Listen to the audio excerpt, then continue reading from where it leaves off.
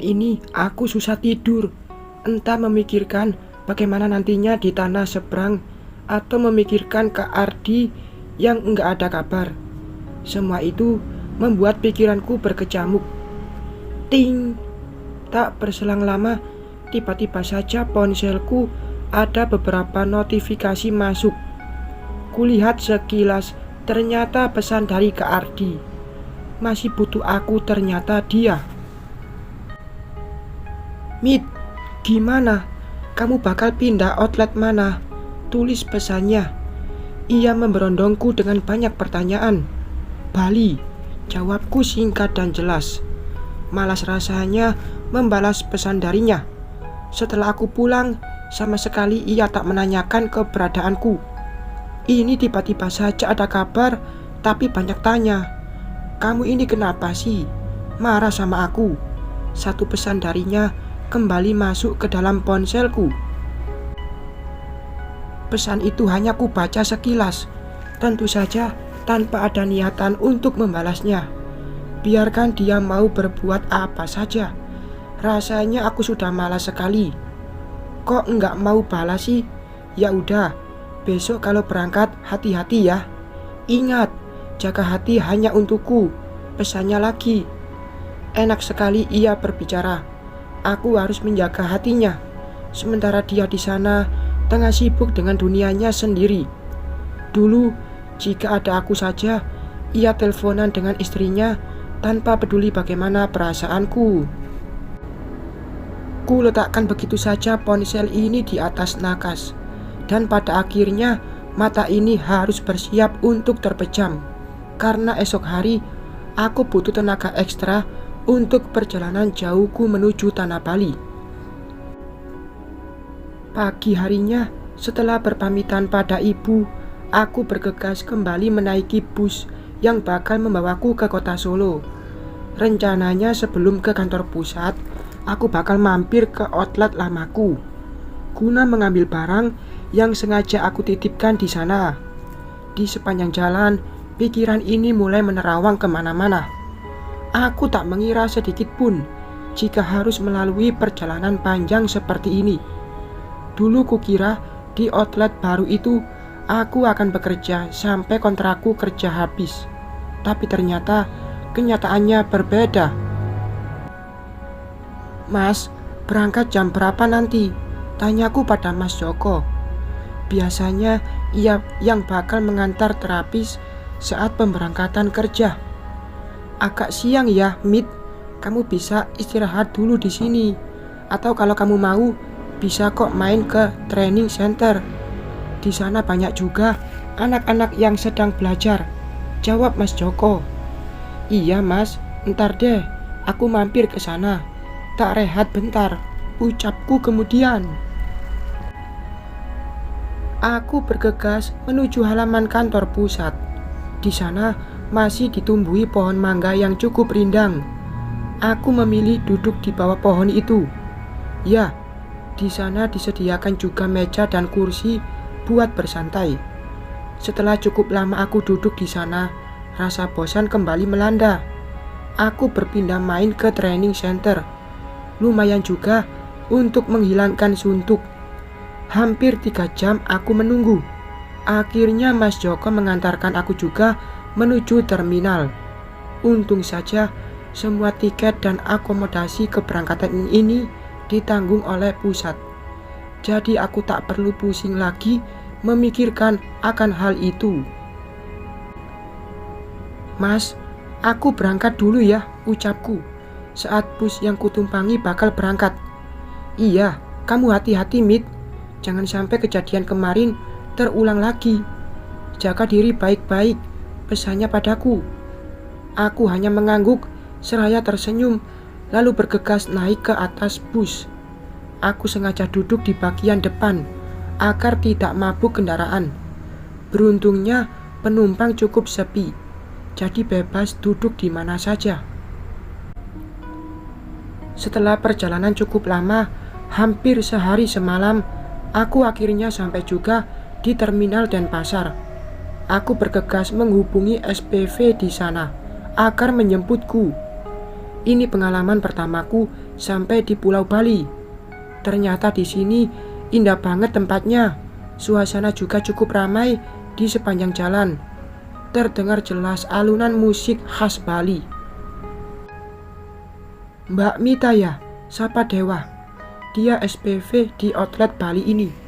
Iya mas, ini Mas Dewa kan? Tanyaku memastikan. Iya benar, ayo cepetan naik, pintanya padaku. Aku bergegas menerima helm dari tangannya dan duduk di jok belakang motor inventaris kantor itu. Ternyata jarak antara terminal dan outlet lumayan jauh juga, apalagi bagiku yang enggak bisa naik motor. Perjalanan kurang lebih setengah jam hingga akhirnya Mas Dewa membawaku ke outlet dan pasar. Di sana aku langsung diantar ke lantai 3, di mana menjadi tempat para terapis beristirahat. Mbak, istirahat di sini dulu ya. Hari ini Mbak langsung masuk siang, ucap Mas Dewa kemudian. Iya mas, jawabku singkat. Kenapa enggak ada toleransi sedikit sih?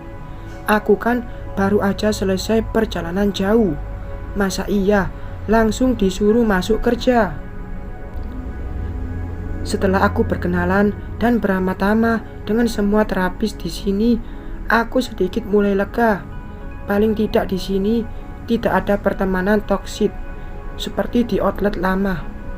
Mbak Mita, besok masak bareng aku ya, ucap Eno, terapis pria di sini. Iya mas, belanjanya di mana memangnya? Pasarnya jauh nggak dari sini? Tanyaku padanya. Lumayan kok mbak, ntar malam habis tutup outlet kita langsung berangkat ke pasar ya, jawabnya kemudian. Aku lantas mengangguk dan mengiyakan ucapannya. Sebagai anak baru, aku harus berusaha menyesuaikan diri dengan tempat baru dan juga orang-orang baru di sini. Dan benar saja, seusai tutup outlet dengan memakai motor, kami berdua menuju pasar tradisional terdekat dari sini. Ku beli sayuran sop, ceker dan tahu, tempe sebagai pelengkapnya. Pak, ini berapa cekernya? Sekilo, tanyaku pada pedagang daging. 35 mbak, jawabnya singkat. Senyuman manis langsung tersungging dari sudut bibirnya. 34.500 ya pak, tawarku padanya. Mendengar aku menawar, Mas Eno malah langsung tertawa terpingkal-pingkal. Cukup lama. Sebenarnya salahku di mana sih? Heran aku. Mbak Mita, masa iya? Nawar cuma selisih 500 perak doang, ucapnya mengejekku. Ya, maaf mas. Mas Eno sendiri yang sudah lama di sini, dari tadi cuma diem saja, ucapku sedikit kecewa. Kenapa ia menertawaiku di tempat umum seperti ini? Kan malu. Beruntungnya pedagang itu mengiyakan tawaranku. Lumayan juga uang 500 perak, bisa buat beli penyedap makanan. Meski belum jadi emak-emak, tapi jiwaku selalu keluar saat sedang berbelanja di pasar. Setelah semua barang yang kami cari sudah berhasil kami dapatkan, aku dan Mas Eno bersiap untuk pulang. Sebelum pulang, ia mengajakku mampir membeli nasi jinggo. Tapi karena aku yang terbiasa tak makan malam, langsung menolak halus tawaran itu. Jadi aku cuma nemenin dia saja akhirnya. Ini malam pertamaku di Bali. Meski ada sedikit rasa lain, tapi aku tetap berusaha untuk berpikir positif. Karena aku merasa sejak datang aura tempat ini sedikit berbeda dari tempat lain. Ting. Mita sayang, kamu sudah tidur? Pesan masuk dari Kak Ardi membuyarkan pikiranku. Belum kak, jawabku singkat. Kamu baik-baik di sana ya. Buruan tidur, sudah malam.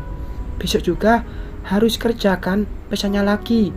Hanya ku baca sekilas saja pesan darinya. Kamu di sana harus bisa jaga hati untukku. Jangan macam-macam. Buruan tidur. Aku nggak mau ya kamu malam-malam begini masih belum tidur. Jangan-jangan lagi berhubungan dengan cowok lain. Pesannya lagi. Kenapa dia masih saja membelengguku. Aku pikir saat kita sudah berjauhan seperti ini bakal ada sedikit kelonggaran untukku, tapi kenyataannya masih sama saja. Di setiap waktu, tiap menit, dia selalu saja memberondongku dengan berbagai pesannya. Bahkan, jika pesan itu tak segera ku balas, aku langsung diterornya dengan panggilan masuk yang tak henti-hentinya berdering. "Mbak Mita, kenapa sih? Kok kayak lagi banyak pikiran gitu?" tanya SPV ku saat bebarengan kerja. Enggak kok mas, aku biasa saja," ucapku kemudian. "Kalau ada masalah, bisa sharing ya mbak, jangan dipendam sendiri," pesannya padaku. "Iya mas, makasih banyak perhatiannya," pungkasku kemudian. Sebulan di sini, aku sudah terbiasa dengan lingkungan baru. Customer juga cukup ramai di sini. Banyak juga yang akhirnya berlangganan denganku. Aku juga cukup bahagia, bukan hanya komisi yang ku dapat, tapi juga banyaknya uang tips dari customer. Entah mengapa, perasaanku sedari pagi sudah tidak enak. Mau makan, bawaannya sedikit malas. Namun aku tetap berusaha untuk menelannya. Mengingat pekerjaanku ini membutuhkan tenaga cukup ekstra. "Mbak Mita, ada telepon dari kasir bawah," ucap April, terapis di sini. "Iya mbak, makasih," balasku. Aku bergegas berlari menuju pesawat telepon yang terhubung dengan telepon kasir di bawah.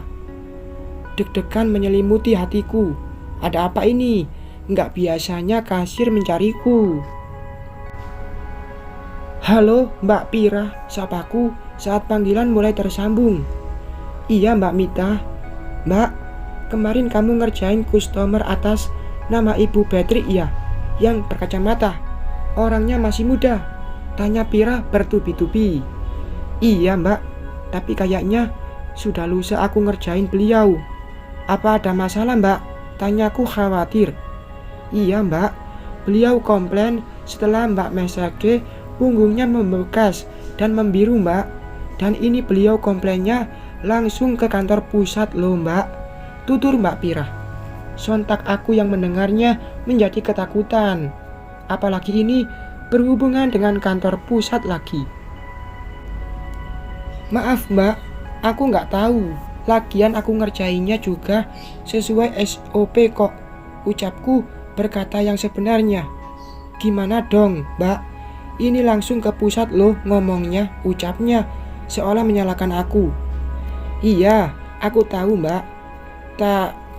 Ucapku terpotong karena telepon dimatikan sepihak olehnya. Tubuh ini langsung lemas seketika. Cobaan apa lagi ini? Kenapa selalu saja ada masalah? Batinku mulai berkecamuk. Bersambung.